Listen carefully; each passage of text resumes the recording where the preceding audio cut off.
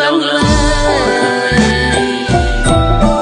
ចាលបងរំភើយក៏គុំមេត្រារលបងក្រានបងទាំងធម្មតារលបងក្រានបងទាំងធម្មតាអវមកឆាជាផ្កាសបាយលែងចេញកំរងអស្រណាឆ្ងាយ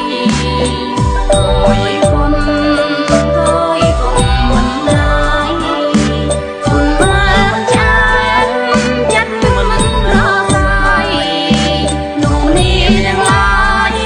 ស្រស់ស្រាយសោកវាយកបកហាត់សពសត្វមនីមនីចោចេញអំពីអំពីតពងក៏ពូចណាសុខសានត្រត្រង់ក៏ពូចណាសុខសានត្រត្រង់មកចាចោមយំអួយពងបាស៊ី